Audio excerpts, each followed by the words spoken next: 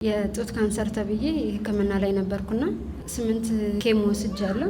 ብዙ ፕሮሰሶችን ሄጃለሁና በደከምኩ ሰዓት ቲክቶክ ሳይ ነው ያገኘው ማለት ቲክቶክ ላይ ጌታ ሆይ አትፈውስም ወይ በቃ አታየኝም ወይ ብዬ እያልኩ ባለበት ሰዓት ማለት ነው። ከዛ እሱን ዘግቼ ደግሞ ሰርፍ ፌስቡክ ላይ ያገኘው ማለት ነው። ከዛም በኋላ እስቲ ቆየት ነው ምናምን ብዬ እንትን ስል አገኘው አቅጣጫውን መጣ እና እዛ ጥግ ነበር የተቀመጥኩት። መነጽር ያረግሽ ብለህ ጠራኸኝ ማለት ነው እና ደሜ ሲታጠባ ያለው ነው ያልከኝ። ደሜ ሲታጠባ ያለው አልከኝ። ከዛ በወሩ ሄድኩ ማለት ነው። ጥቁር አንበሳ ነበር ክትትሌ። እዛ ሄጄ ናሙና ሰጠው ማለት ነው። ናሙና ከሰጠው በኋላ ቀጠሮ ተሰጠኝ።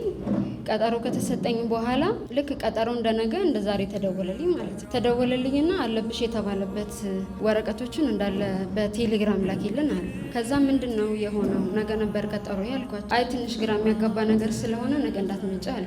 የተጸለየ ራሱ በር ላይ ግፊያ ነበርና ተፈውሰሻል አልከኝ። በወሩ ማለት ነው። ከዛ ወር ቆይቼ 2 ወር ቆይቼ እንደዚህ ሄድኩ ማለት ነው። ሲሄድ አይ ገና ነው መታየት አለበት በደንብ ምናምን አለኝ። ሰው የያዘውን ኬዝ ማለት የራሴን ኬዝ የያዘው ማለት ነው። እንደገና በ3ኛው ወር ሄድኩ ማለት ነው። ሲሄድ ምንድነው ለምንድን ያልተጣራሁት ነው ወይስ ረስተኝ ነው ምናምን ብዬ ስለው አይ ረስቼሽ ሳይሆን ስናየው ምንም ያገኘነው ነገር ስለሌለ ነው።